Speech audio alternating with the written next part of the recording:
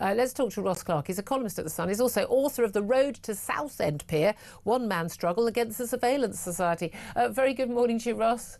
Good morning, Julia. Thank you so much for joining us. Look, Paul Richards reckons, I've got my knickers in a twist, 2.3 million people signing a petition saying no to digital ID cards, this brick card app on your phone.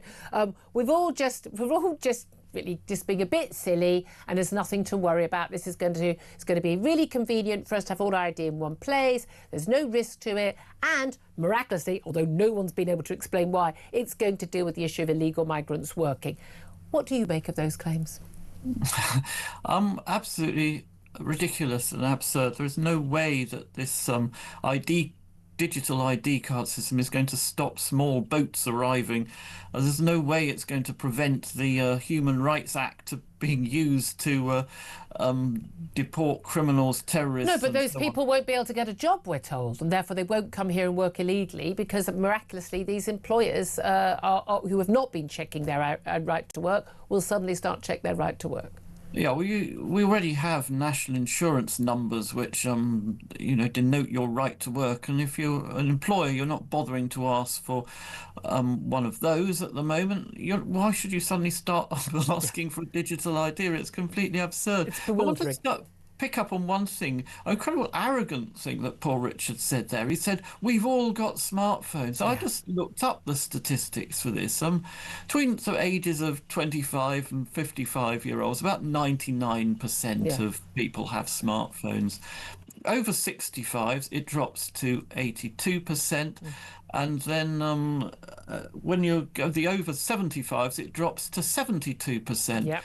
There's very good reason for that. It's because if you've got arthritis, if you've got poor eyesight and so on, a smartphone is a very difficult absolutely. piece. And again, it's stuff that we've kind of almost, I didn't grow up with one, but like youngsters growing up with them, and I certainly had them since my 30s, and therefore it's very, you're used to having a mobile phone. A lot of these people don't even have a brick phone. But the crucial thing here is the idea that, okay, let's just say we all had iPhones or equivalent Samsungs or whatever, and just say everything. And what's the issue? Why should anyone be concerned about the government having all of your information on an app in one place? Well, it creates a one-stop shop for fraudsters. At the moment, someone steals your identity. There is a bit of footwork involved in that. They've got to sort of collect information from different places. If we've got a digital ID database, they've only got to get into your system once. So, get into your phone. They've got your identity. And we've seen, from Jaguar to Marks and Spencer's and so on, the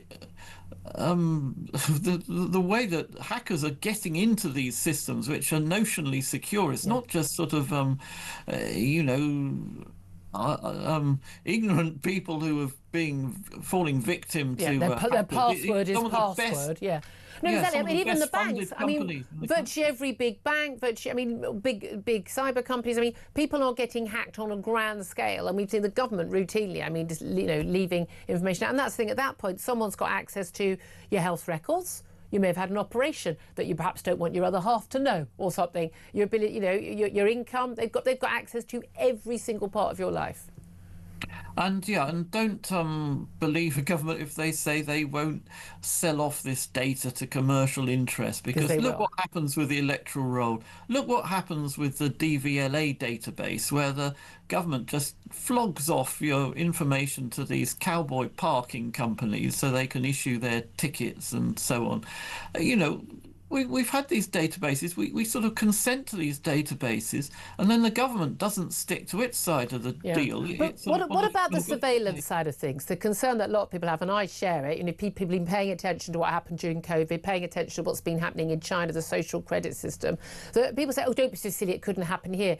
It literally happened here in 2020 and 2021. I don't know why people are surprised that it couldn't happen again. And this is the ability of the government to say, look, we can track what you buy, we can track when you've had a vaccine, we can track all your data in one place, and basically, if you haven't got up to date on your jabs, you can't buy things, you can't travel, you can't do that central data makes that possible, doesn't it?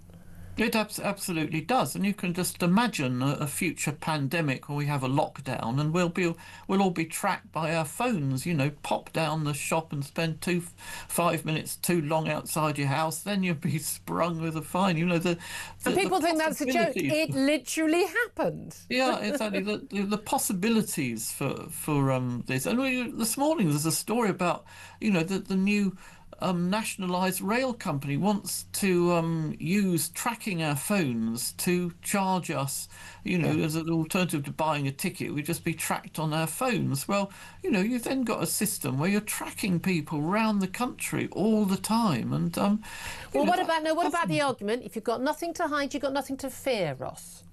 Even if you've got nothing to hide, you run up to the problem of dealing with this bloody technology. On Friday night, I tried to renew my driving license card. You know, these photo cards. It's always been fairly easy in the past, but now we've got to download some app to prove your identity. Oh yeah, I had to do that the other day. Circles of hell. Yeah, and again, if it all doesn't work, how does it, you know, you won't be able to access things in your life. This thing about the card, you can lose it, but you can get it replaced. I think the key thing is just the fact that it's going to be something that is going to be updating constantly. We're going to be talking more about that later in the show as well. Big thanks to you, Ross Clark, for joining us, columnist at The Sun, author of the book Road to South Empire. Appreciate you joining us.